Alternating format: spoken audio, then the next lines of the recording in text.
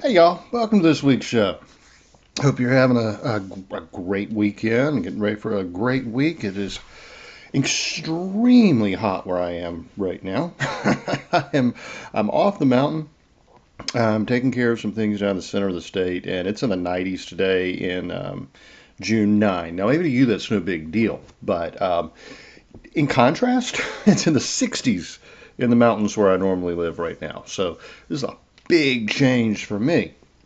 It's summer here. It's still spring in the mountains. I mean, we're still doing our spring foraging. Our last frost date is in May on the mountain, so barely got anything growing. I mean, seriously. Still in the early spring greens and everything. And down here, I'm sure everything's already bolted. That's what you say when, like, lettuce or another collards. I mean, anything that you would consider like a green. Mustard really bolts very easily. When it gets hot, it goes to flower, and the leaves get kind of straggly and tough, and so you always want to eat your greens, harvest them before they bolt. And I think we talked about that before. Different things you can do with like lettuce and such that people don't really think of. Um, if I'll just run through a couple options right now. So like I said, when lettuce bolts, it's pretty much past its prime for eating in salads. So before it does, go out and harvest all you can. And I'm going to tell you to do something you're probably going to think is really weird, and it's blanch your lettuce. Just drop them in boiling water briefly, take them out and freeze them. Why would you do that? Well, you're obviously not going to be able to use them for salads after that. Lettuce is actually a delicious cooked vegetable. And I know I said this just recently. Classic French recipe is to combine fresh green peas with onions and lettuce. Very good with butter. I mean, it just cooked together simply, and you'll be surprised how good that lettuce is. It does not have a wilted texture. It has a little crunch and has a lot of really good flavor. Um, Sometimes you can put some carrots in there. That's another classic combination. Peas, carrots, onions, and lettuce with butter. And I mean, it really very, very good. If you really haven't had peas and carrots since you were a kid and it was just the kind of frozen or canned stuff, you have no idea how good that actually is. You will cook your carrots a little longer in some simmering water with some butter to soften them up a little bit. Then add your other vegetables. I might even start the onions first, just in a little butter. Then add the carrots. Yeah, and a little water. That's probably a better course of action. You can serve with a little parsley, a little mint. If you like, mint and peas always go very well together. Mint and lettuce go very well together. And it's really going to surprise you just how good that dish is. I mean, I guess it's familiar from our childhoods of being served, peas and carrots, but it's so much better. You can put some little pearl onions in there if you like that. I mean, water chestnuts are always a nice addition for a little crunch. I mean, it's really very nice, actually. It's I don't know. I mean, I cannot convey to you how good it is until you try it. And another thing the French do a lot is lettuce soups. Take that blanched frozen lettuce when you're ready to make a soup, and just add it to some chicken broth. With some onion and garlic if that's what you want. You can make a cream soup very easily. Just chop it up, do a little flour and butter, cook it together into a roux, just enough to cook the flour. You don't want to brown it in this occasion, like we might for gravy or a roux like we're using for gumbo or something. Just bring it together, stir in some milk, and you've got a cream soup. Or you can use half and half, you can use heavy cream, whatever you like. I always just use whole milk. If I want it richer, I add a little extra butter. I might add a little sour cream sometimes. If I have some of that creme fraiche, I guess.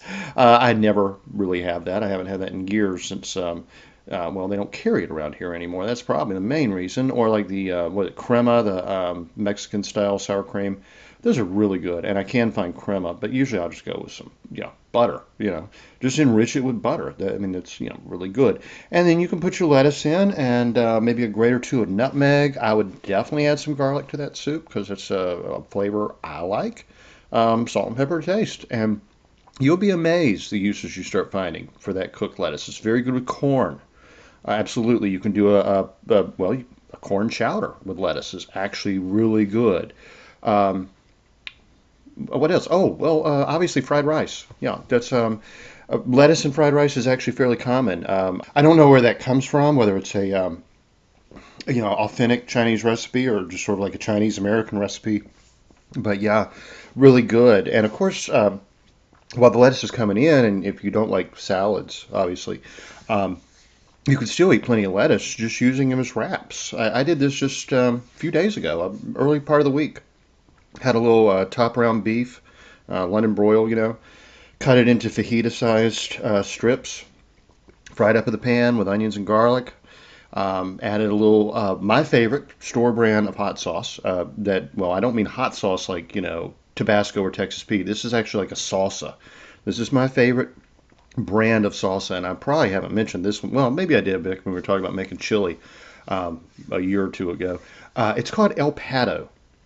Now, this stuff is fantastic. This is actually one of the oldest family-owned food products in America. It's over 100 years old. It was founded in California by a Mexican-American family, and they did a canned salsa. And it's got a little duck on it. It's a yellow can. The stuff is fantastic. It is not like any other kind of store-bought salsa. Taste is different. Texture is different. It's hot. You can really taste the cilantro. It's thin. It's not chunky. I mean, it's actually like a tomato sauce. I use it a lot. I put it in my chili. It's just like my secret ingredient that isn't so secret. It's really good. In fact, okay, who doesn't like a good taco from Taco Bell every now and then, okay? Or I try not. After that whole pink slime controversy when it turned out they were selling fake meat, I basically stopped eating there. But I used to love their tacos. I mean, I could slam like a dozen of them in a sitting, when I was a teenager. And I could probably still do it now. I mean, they are awfully tasty. That flavor, that taco meat flavor, is really inspired by ground beef mixed with El Pato sauce. That was really common in the area of California where the founder of Taco Bell grew up. And I mean, that was like everybody had El Pato in their pantry, just like in the East Coast, everybody had ketchup. I mean, seriously, it was that popular, and it's such a classic flavor. But anyway, I just browned up that meat, garlic and onions, put in the El Pato sauce, and really haven't had a taste for tortillas recently.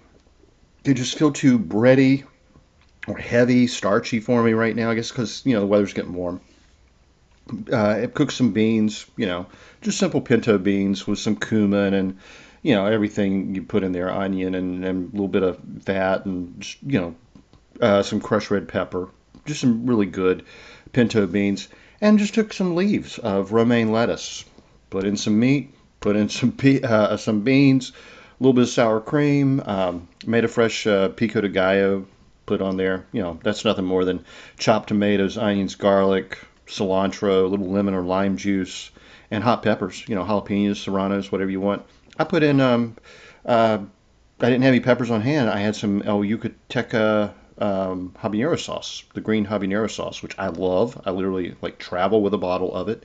And so, I don't do everything from scratch. There are a few things I will buy from a store, and El Pato and El Yucateca are, yeah, really up there on the list. But anyway, wrapped it up like a burrito with a lettuce leaf.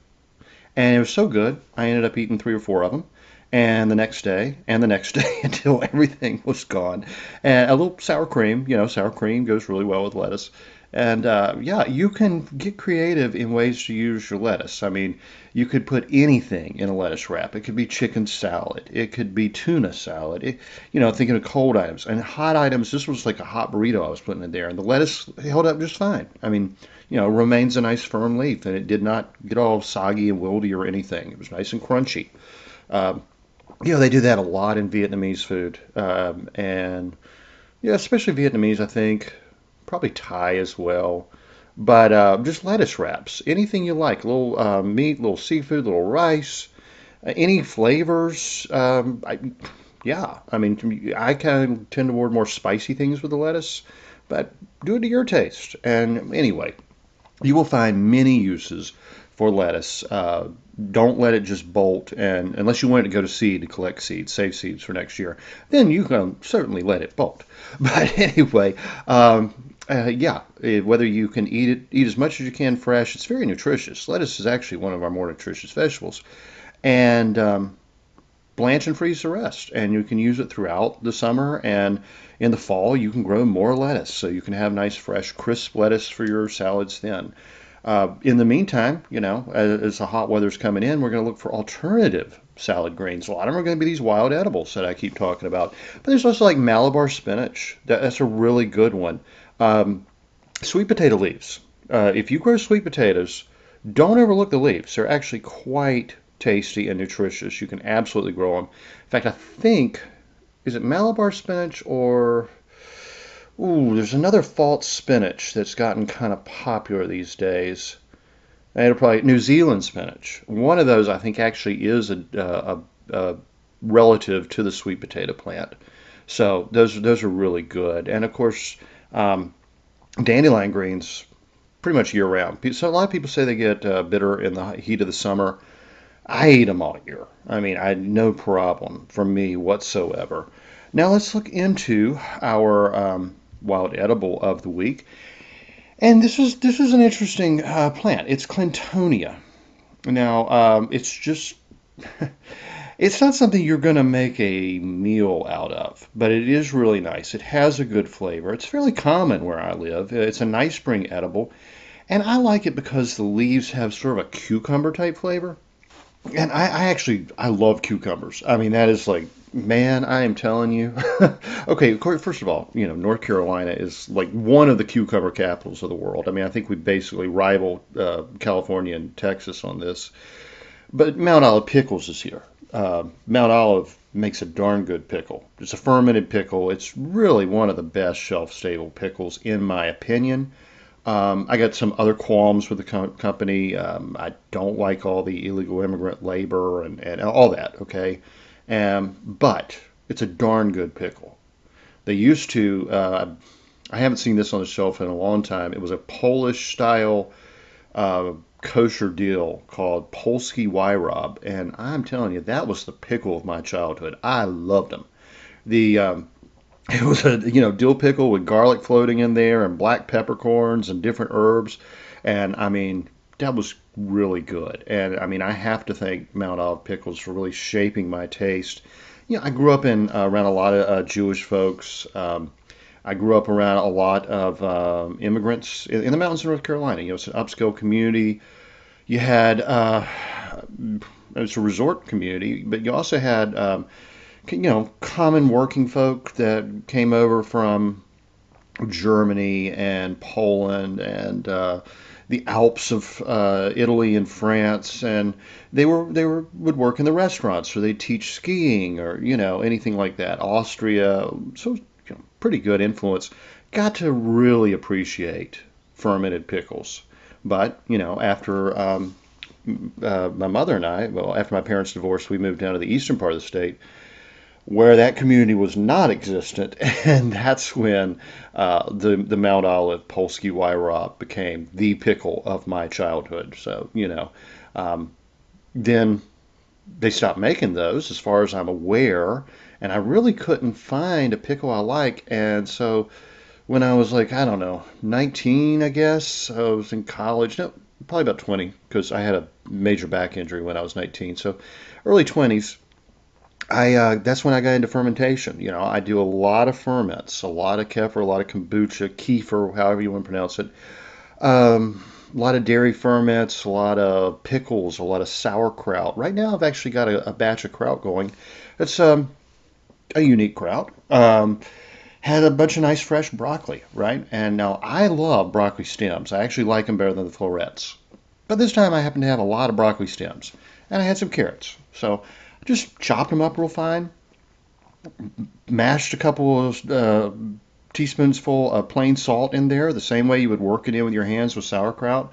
Packed it into a jar, add a little bit of kefir, and let it ferment. And it's turned out to be a nice, very, very good kraut made from peeled and chopped broccoli stems and carrots. So it's got a little sweet from the carrot. It's got a little bitter from the broccoli.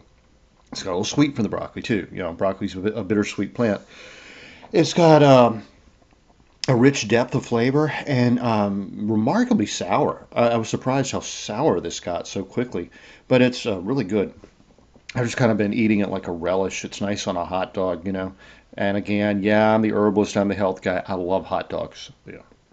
I buy quality beef kosher hot dogs, but I love hot dogs. Sometimes I make mine. I got a little meat grinder. All you do, you grind up your meat, pass it through. I twice grind the meat because I want it nice and fine. And then I'm going to do it one more time with some crushed ice. That crushed ice emulsifies the meat, and that's how you make hot dogs.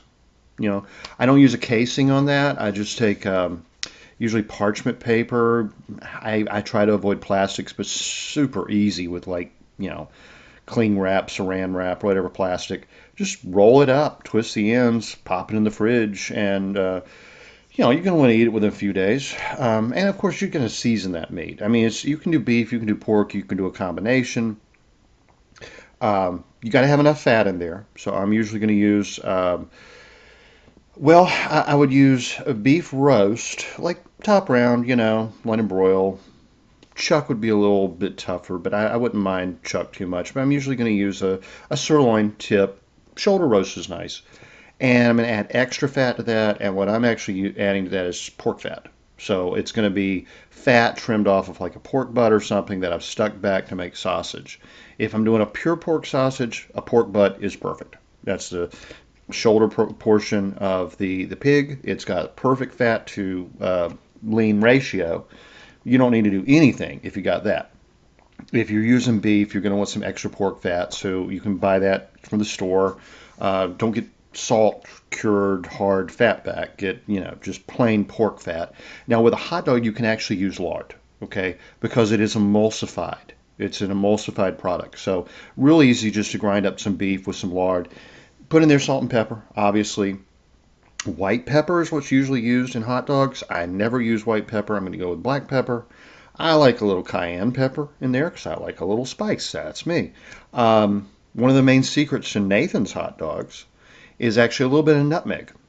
Yeah, a little bit of nutmeg just kind of brings out the flavor. I used to love Nathan's hot dogs before Smithfield Pork bought them. I do not buy anything made by Smithfield Pork. I research any meat product, and if it's made by Smithfield Pork or Tyson, I will not buy it. Okay? Do the research. If you want to buy your meat from the Smithfield Pork, the largest pork producer in the world, which is owned essentially by the Chinese Communist government and has pretty much ruined eastern North Carolina, go for it.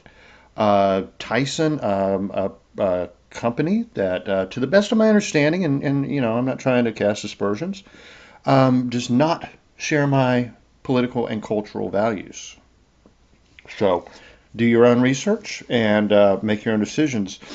But I am much more comfortable making hot dogs in my own kitchen than I am buying anything from the store.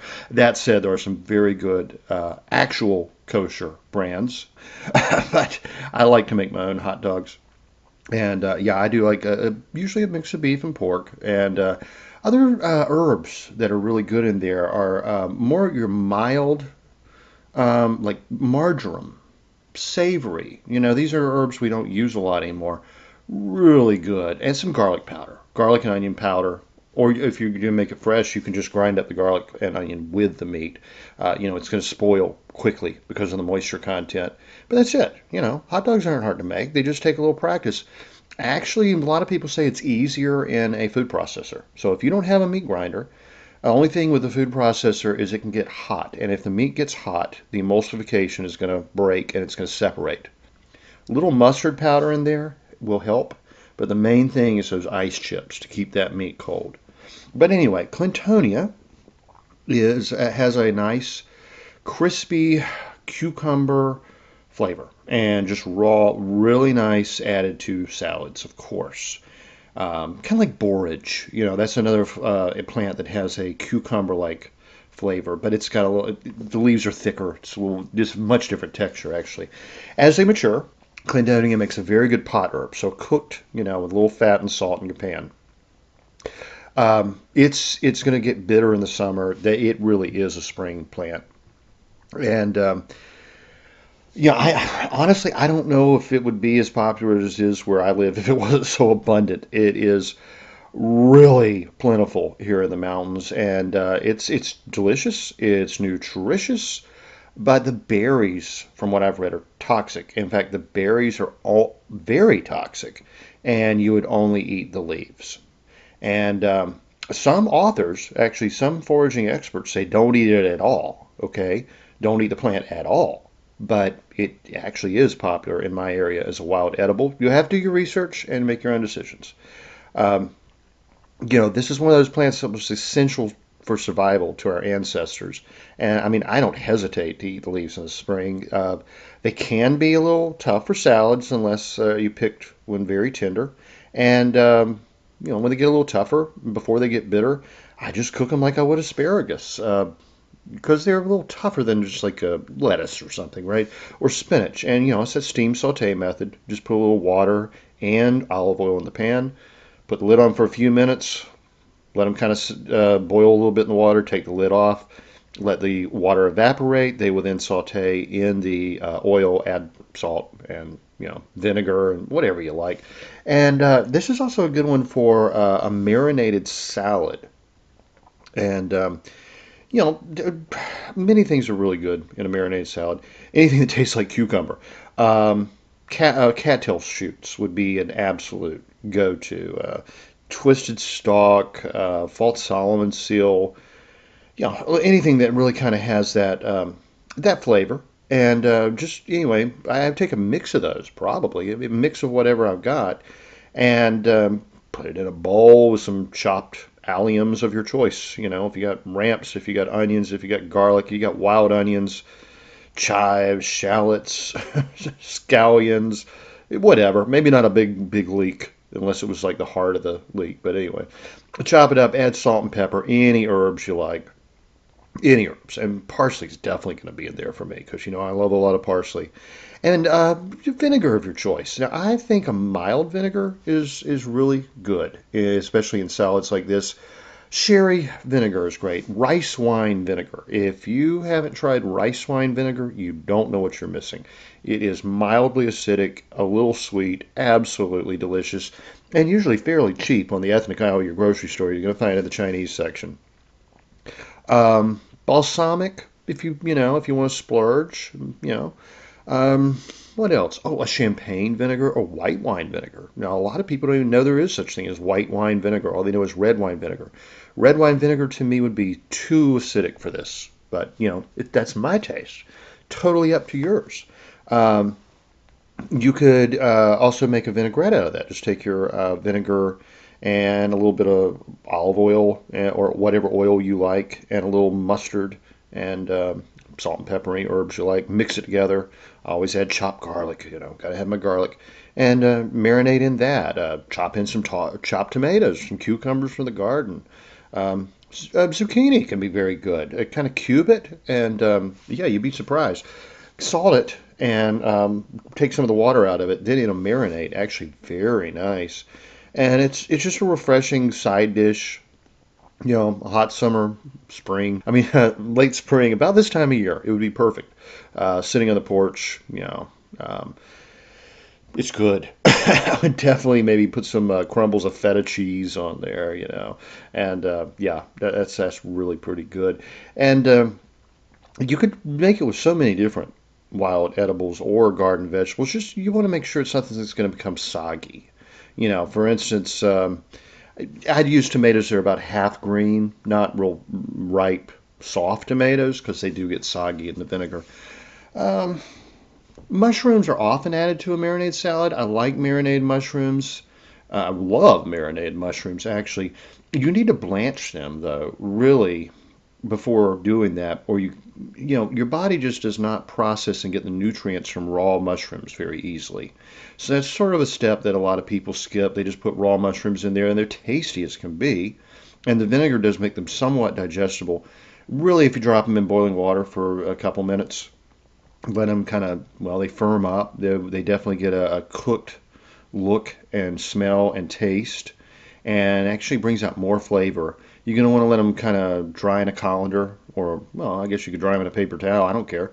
But then chop them up, put them in your marinade, and yeah, that's going to be really, really, really good, especially if they're nice wild mushrooms.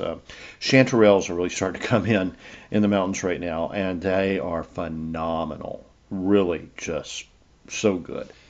Hey y'all, a few weeks ago, a company reached out to me and they wanted me to try a product. It's called Magic Mind. Now, you know me, I'm very knowledgeable about herbs, and I don't just take something because of marketing or because someone recommended it. So I really did my research first, looked into what the ingredients were in the product and about the company, and I said, yeah, I'll give it a shot and see how it works. Well, when the package arrived, I had a very bad case of viral bronchitis. I'd actually been sick for about 2 weeks and I was in really bad shape. So I just sat it on the counter. I thought, I'm not going to take this while I'm sick. I want to give it a fair shot. So, about a week ago, I was starting to feel a little better, and I looked at the product again and remembered it had a lot of really good herbs in it that support the immune system. So I took it for about a week, and I think it actually helped a lot. A lot of the herbs in it, really all but one, we've discussed before on the podcast. The only one I wasn't familiar with was citicoline, and it's pretty good. It's good for neurohealth, cognitive function. It's somewhat of an adaptogen, I think, and the others, I've used, and we've talked about them many times. Bacopa is a relaxing herb. It's good for, well, it helps with pain. It's good for mental clarity. Lion's mane, I did a whole show on that. My grandfather died of ALS, Lou Gehrig's. Lion's mane has a neuroprotective and nerve protective property, as well as being good for the immune system. Turmeric, which is antiviral. Vitamin C, which supports the immune system.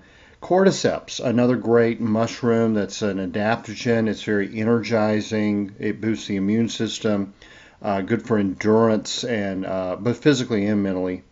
Vitamin B complex, which is just essential for health and mental clarity and function. Vitamin D3, again, good for the immune system. And ashwagandha. Y'all know I love ashwagandha. I mean, it's an adaptogen. It helps the immune system. It's relaxing. It actually increases testosterone in men. I take it daily regardless. Rhodiola, which is another really powerful adaptogen, very energizing, very good for the immune system. And matcha, which you probably know is sort of a green tea, a very caffeine-rich green tea. There are a few other things in there. I don't have the little card they sent me in front of me. It actually got thrown away accidentally. You know how that goes. But I recovered very quickly from this virus, and it was a very stressful time. Actually, my little dog, he's 17 years old. You've seen him if you know the show, and you've seen a picture of me, my little border collie. He's always with me. He had a stroke, so had a lot of nights where I was sitting up with him, taking care of him. Really sick, really worn down myself. and I had a book that was due. It was due for publication. I actually edited, proofread, and did the rewrites for over 200 pages in 3 days. I did three articles for a magazine, my regular weekly article, my three minimum, regular weekly podcasts. Sometimes I do four or five. I really think Magic Mind helped me with mental clarity. I believe it definitely helped me recover from the virus. I was really sick, and I started taking this, and within 2, 3 days, I started feeling a lot better. And I'm back to riding my bike. I took about a 4 mile bike ride today by the lake. I'm carving wood. I'm gardening. I'm doing all the physical stuff that I do. But I needed a lot of mental clarity, and I think it helped with that. Now, I'm also a coffee drinker. I take the shot of Magic Mind. It's a liquid product, and in the morning, and then I have my coffee. What was interesting is even with the extra caffeine, it didn't make me jittery at all. I think the ashwagandha and the bacopa really help kind of, it calms as it invigorates. So I think it's a good product. It's actually endorsed by a lot of big name folks. I mean, like Dr. Andrew Weil, Dr. Dan Engel, a lot of people you would know. It's a legit company, and I talked with the people a lot before I even agreed to try the product, and they were kind, they were intelligent, they were informed. I like this product a lot. I hope to keep taking it, especially since I have a family history of ALS, and lion's mane mushroom is a big priority for me. Uh, there will be a link in the show notes that if you click on it, you'll get a nice discount on the product. It's not a cheap product. It's really not. It's a high quality and worth what you pay for, but you'll get a really deep discount that will make it very well worth your while to click the link that they sent me. If you want to learn more about it, go to magicmind.com. I think you're going to really enjoy this. I would never ever recommend a product that I hadn't tried myself and found to be worthwhile, and I found this to be very worthwhile. In fact, my mother's been having some issues with high blood pressure and different things. And she hasn't been able to drink coffee. And I said, "Here, try this Magic Mind." And she took a dose of it. And she said, "Oh, wow, this is better than coffee, and I don't feel jittery, and it didn't affect my blood pressure." So that's been our experience. If you try the product, please tell me your experience. I think it's pretty darn good. Really, I do. And again, it's called Magic Mind. Click the link or go to their website, magicmind.com. But again, if you click the link, they're allowing my listeners to get a really serious discount on the product that's going to make it well worth the little effort of clicking a link. So y'all check it out, and I hope you enjoy it. All right, so now let's get on to the medicinal herb for the week, which is also a wild edible. We'll actually talk about this one again as an edible plant, and it is. All right, there are plants that are kind of related and often considered to be interchangeable. One is Persicaria, the other is Polygonum. Okay, Persicaria hydropiper, that's known as knotweed or smartweed. Persicaria pennsylvanica, Pennsylvania smartweed, pink knotweed. Persicaria perfoliata, that's Asiatic smartweed. That's the one that's really become rather invasive, and people are trying to get rid of it. It's widely considered to be a weed, but it has a lot of medicinal value.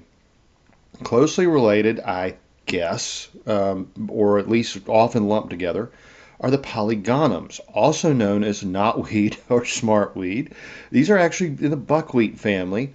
Polygonum viculare, birdweed, knotgrass, lowgrass, pigweed, another one there's so many weeds called pigweed that are nice edibles and usually very medicinal. So let's talk about these two plants, and like I said, they're often used interchangeably. Smartweed, though, and that's the Persicaria. Well, no, that's also Polygonum. Okay, so they really are interchangeable. So these these two plants are both called smartweed or knotweed. Smartweed actually has, well, we'll get into that. Okay, I'll explain that when we get to it. Let's start with what Dioscorides said. The female polygonon, he describes it, is astringent, cooling, and but he said use the upper part of the plant. The root was of no use. And he also talks about a male polygonum. These are very common plants throughout the world. Like I said, they're the polygonums in the buckwheat family. They have a good astringent quality, okay?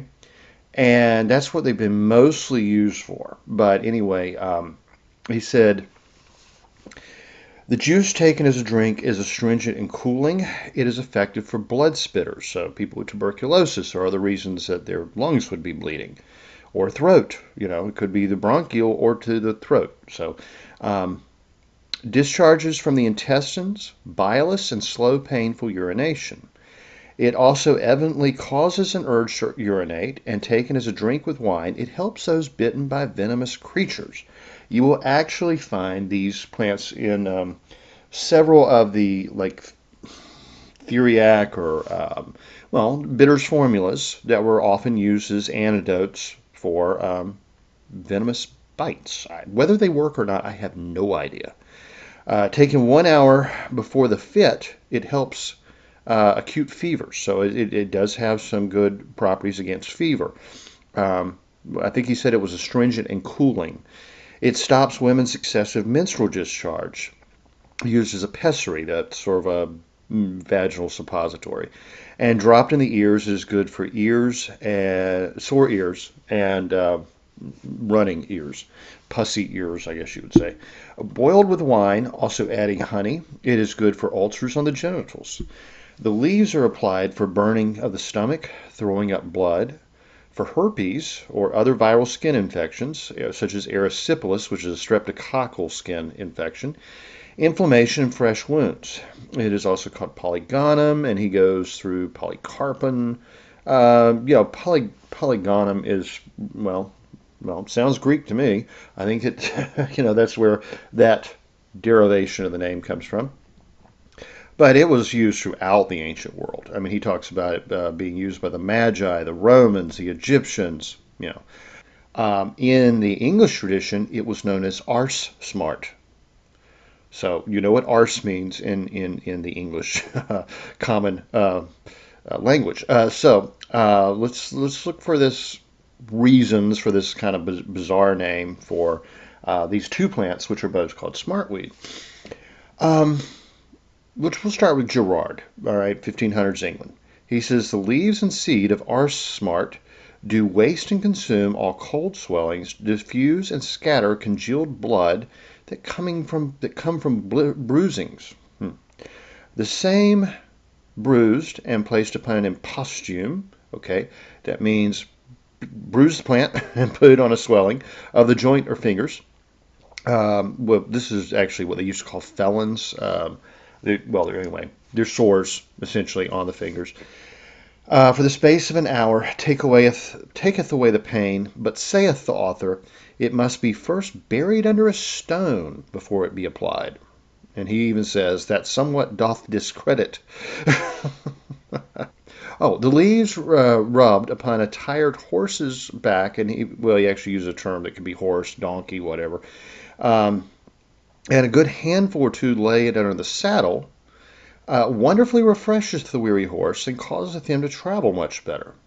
It is reported of our smart that it is good against inflammations and hot swellings, being applied in the beginning, and for green wounds if it be stamped and boiled with olive oil, wax, and turpentine. Culpeper also called it arse smart, spelling it a little bit differently, as one might recognize it a little more readily in modern times. The hot arse smart is also called water pepper. And, he describes it, and he said it has a sharp taste.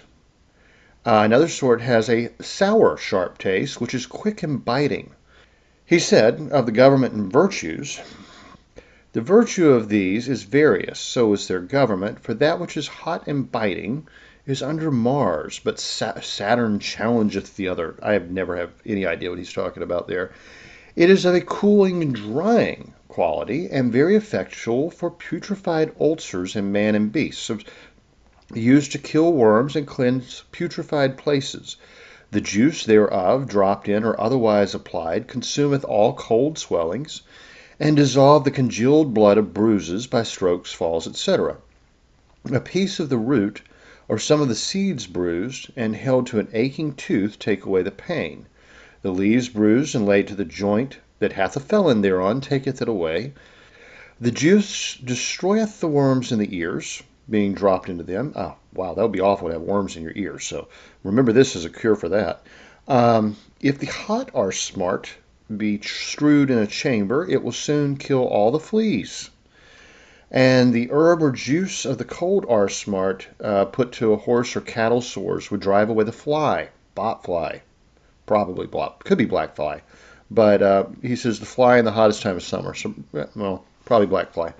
A good handful of the hot biting are smart, put on a horse's saddle, will make him travel better. We got that again.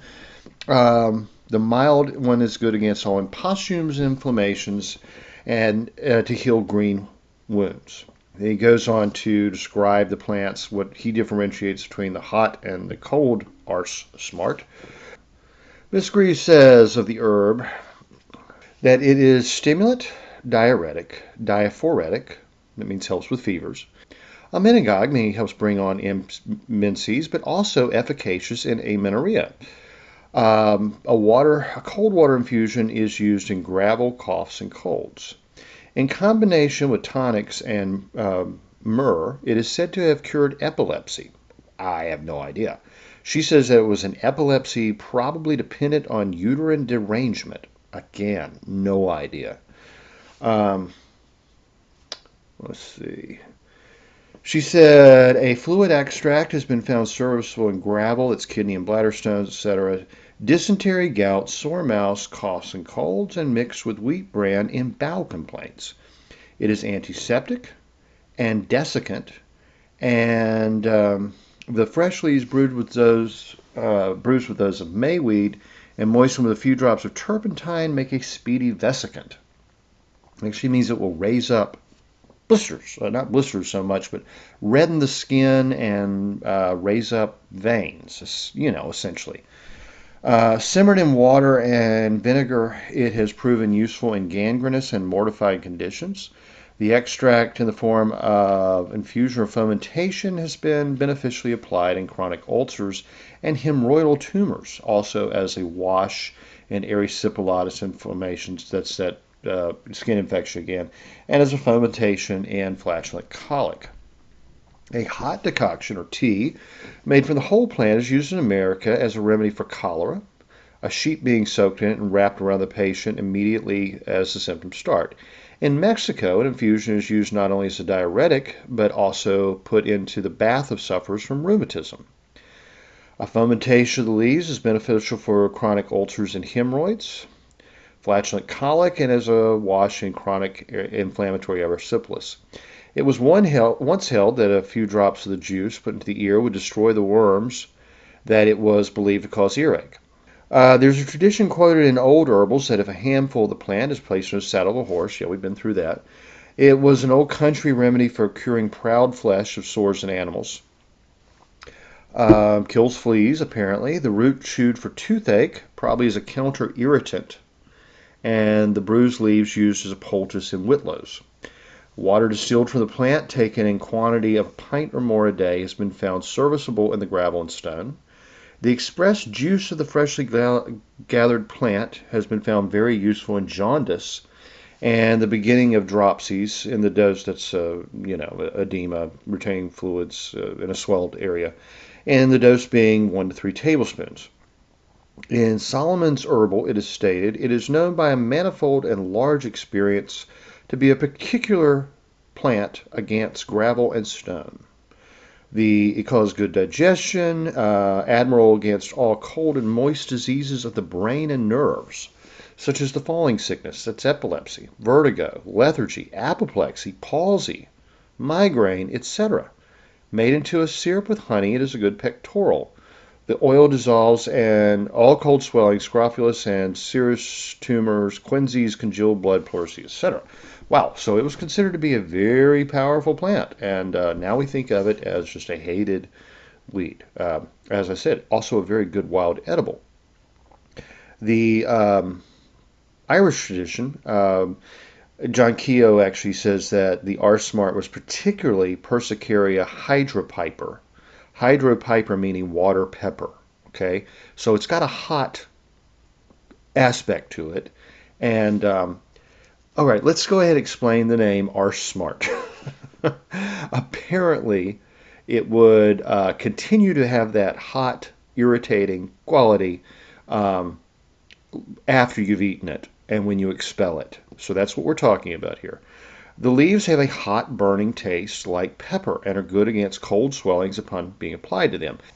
The knotweed, the Japanese knotweed, the common knotweeds and such we gather for food, nowhere near as hot. The hydropiper, Persicaria hydropiper, seems to be the one that really can cause some issues.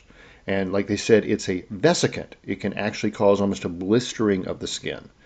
The distilled water of the plant is exceedingly good against a stone. And, like Miss Greaves said, the root used as a counter irritant in a toothache. So again, like a clove, like if you were to put, bite down on cloves or something, or black pepper, can be used as a counter irritant. Like Szechuan pepper. If you've ever had Szechuan peppers that really numb your mouth, it's that kind of thing. Decoction of the water is good for old aches and pains, extraordinarily good for gout or any arthritic disorder, for it raises a blister which carries off the malignity. It's more actually a counter irritant. It brings warmth and can help exhaust the nerve that's sending the pain signals and all that. But anyway, I could see how it might help in gout, but probably not so much in arthritis, except as counter irritant. Like people used to use nettles. They would sting themselves with nettles, and it helps with arthritis pain. It really does, actually. It causes a response in your body, and it has many effects. Same with bee stings. Bee stings for arthritis, same kind of thing. The dried leaves made into a powder may be used with meat instead of pepper. Now that's a really good way to use it as a wild edible, whereas we might use the Japanese knotweed and different ones. The Japanese is so common these days. I mean, it's really invasive. We might use it as a cooked vegetable. You can actually make pickles out of the stems and such. The leaves of the R. smart are a good pepper substitute, which is always good. It's good to know your pepper substitutes in case there's a time we can't get peppers. Pepper grass is another really good one. But remember, the name of this plant is R. smart. You probably don't want to overuse those leaves to season your meat. Now, as of for the Persicaria maculata, it's a totally different property, okay? He says it cools fresh green wounds and prevents inflammation, so it doesn't have that biting hot quality. When the juice of the leaves is dropped into it, it is a cure for piles, it's hemorrhoids, when roasted on embers of the fire and applied with a little hot honey. Ugh, it sounds unpleasant. Very unpleasant. Of the polygonum, or knotgrass, he says, it is very good, and this one is very good astringent. He says very good against all hemorrhages, spitting of blood, pissing of blood, which is actually proper English of his time. Don't take it as being obscene or offensive.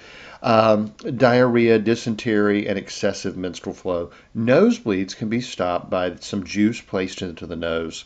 Applied externally, the leaves are good for boils and inflammations. So the polygonum, very common, totally different quality as the Ars smart.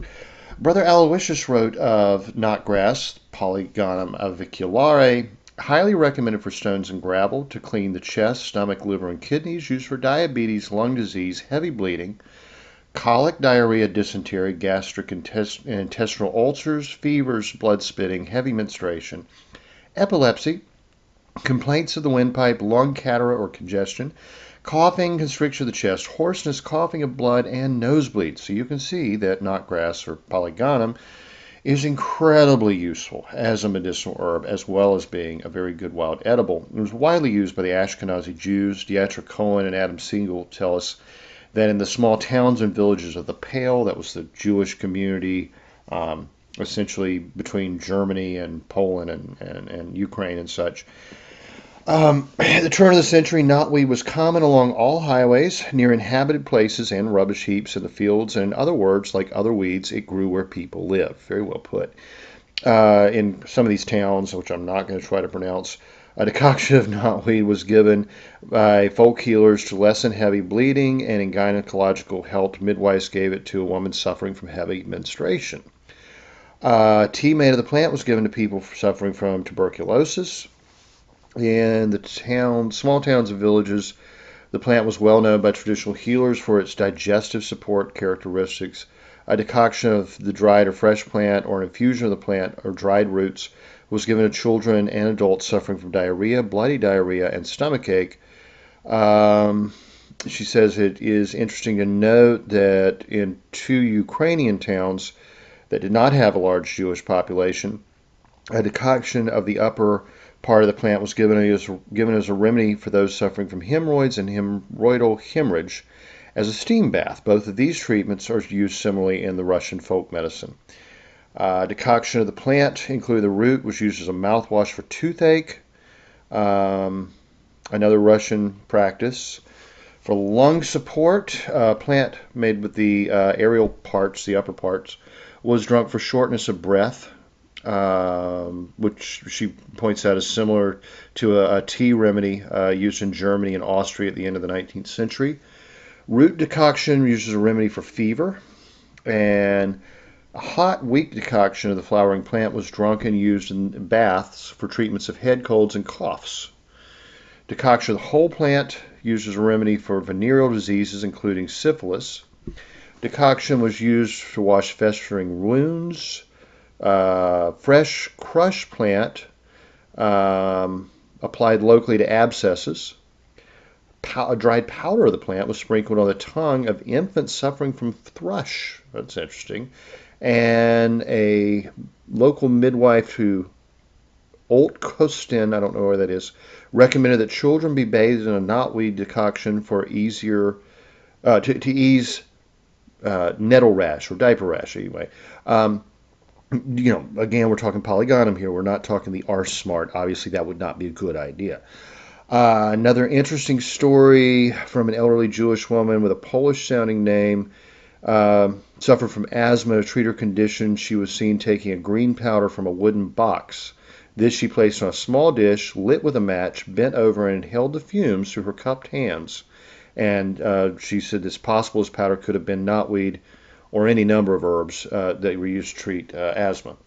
Now, turning to the American tradition, we're going to look at the American Eclectic Materia Medica, and it's recommending Polygonum punctatum. And to use this one, they would use it as a tea, a decoction, as a menagogue that brings on menstruation. Actively stimulating diaphoretic properties together with other diuretic, expectorant, and herbs of an antiseptic character. Very efficient agent in some forms of diseases. As a stimulating diaphoretic, it is an excellent remedy taken in form of warm infusion to help encourage perspiration, to help break a fever, in other words. Good for cold, febrile, and inflammatory diseases, and especially when the action of the heart is depressed from internal congestion. Interesting. Turning back to Persicaria, Southern Fields and Resource Southern Fields and Forests says, this is the R-smart again, the leaves are very acrid and pungent and will vesicate the skin when applied to a fresh state, like blister almost. It was considered by eminent authorities to be an admirable astringent, vulnerary or wound healing, febrifuge, again fevers, and good for the kidneys and bladders, and actually so strongly tannic that the flowers and flowering tops were used to just tan leather. So that's that's something.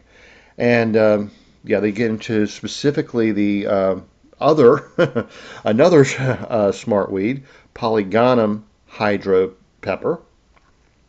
See, both of these are called hydro pepper when they're hot. Water pepper, in other words.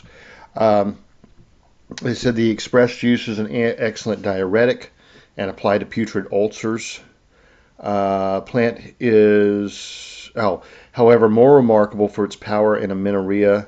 Um,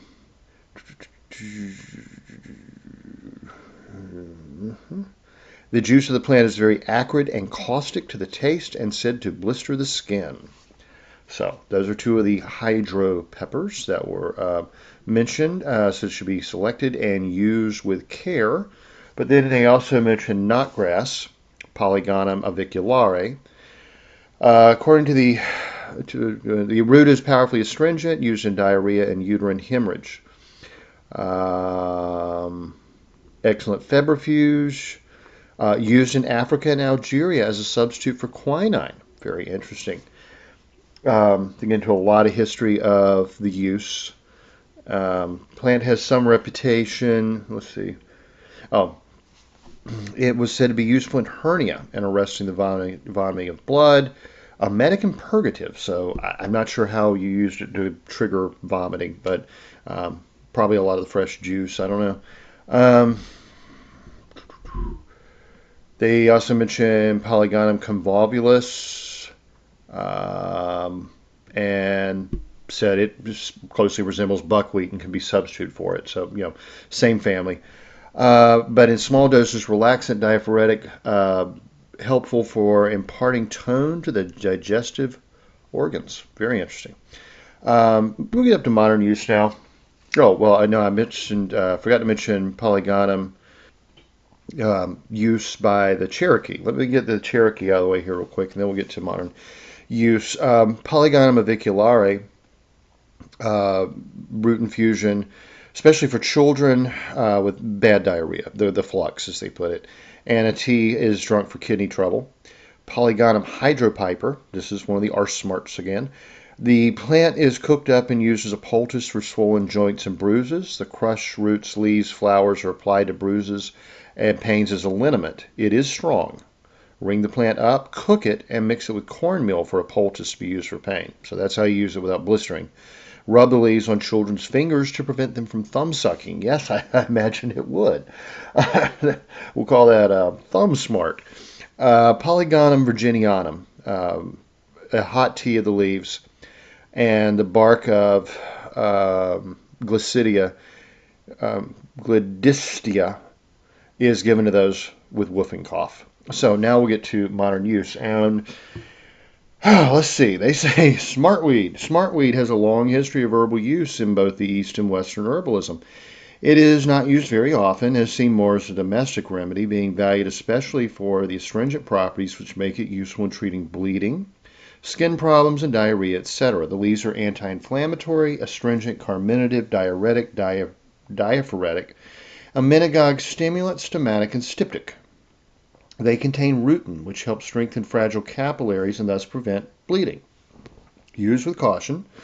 The seed is carminative, diuretic, and stimulant. The whole plant, either on its own or mixed with other herbs, is decocted and used in a treatment of a wide range of ailments, including diarrhea, dyspepsia, itching skin, excessive menstrual bleeding, and hemorrhoids.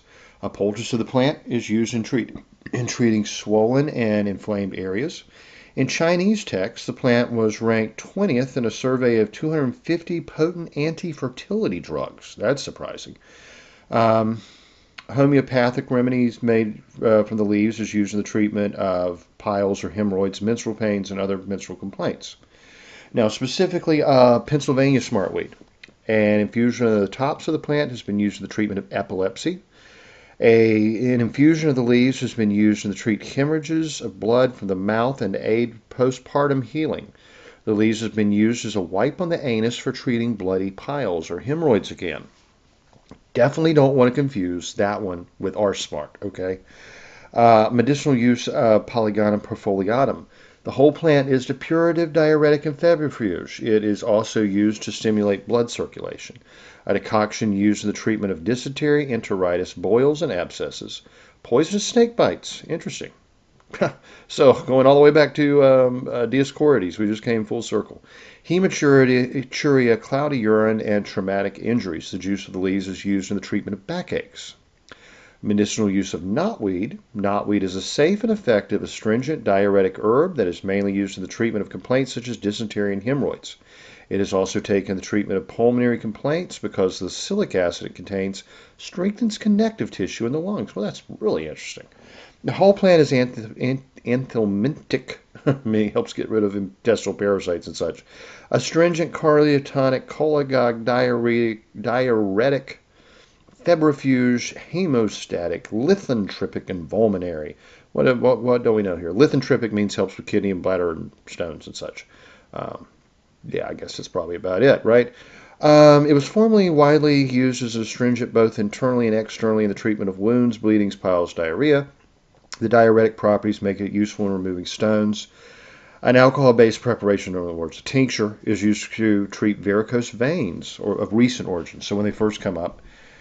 And I guess, well, let's see. We've got one more entry. The leaves are anthelmintic, diuretic, and emollient. The whole plant is anthelmintic, antiphlogistic, and diuretic. The juice of the plant is weakly diuretic, expectorant, and vasoconstrictor. Applied externally, it is an excellent remedy to stay bleeding of the nose and to treat sores.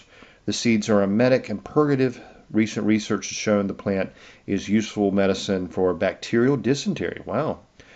Of 108 people with the disease using this plant, 104 recovered within 5 days of being treated internally with a paste of knotweed. Wow, that's amazing. So, I'm going to wrap it up there. Like I said, we're going to get into edible uses for knotweed before too long. It'll be in the next few weeks. And so we'll be revisiting this plant. Knotweed specifically is the one I harvest. I haven't messed a lot with R-Smart because I don't like the sound of it. But I do think as an alternative pepper, it sounds like a pretty good idea. Yeah, knotweed is really abundant. You're probably going to spot it just about everywhere. Remember, don't harvest out of ditches by highways or chemical-soaked fields or any other contaminated areas. And yeah, we'll get into all those edible uses. Great plant.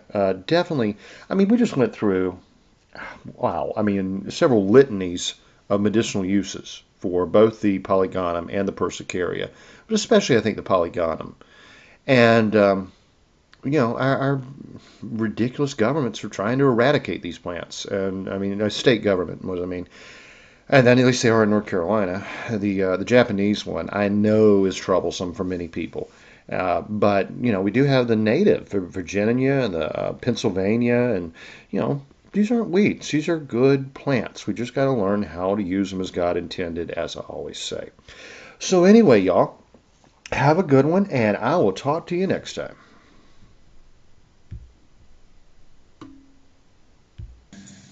The information in this podcast is not intended to diagnose or treat any disease or condition. Nothing I say or write has been evaluated or approved by the FDA. I'm not a doctor. The U.S. government does not recognize the practice of herbal medicine, and there is no governing body regulating herbalists. Therefore, I'm really just a guy who studies herbs. I'm not offering any advice. I won't even claim that anything I write or say is accurate or true. I can tell you what herbs have been traditionally used for. I can tell you my own experience and if I believe an herb has helped me. I cannot nor would I tell you to do the same. If you use an herb anyone recommends, you are treating yourself. You take full responsibility for your health. Humans are individuals and no two are identical. What works for me may not work for you. You may have an allergy, a sensitivity, an underlying condition that no one else even shares and you don't even know about. Be careful with your health. By continuing to listen to my podcast or read my blog, you agree to be responsible for yourself, for your own research, make your own choices, and not to blame me for anything ever.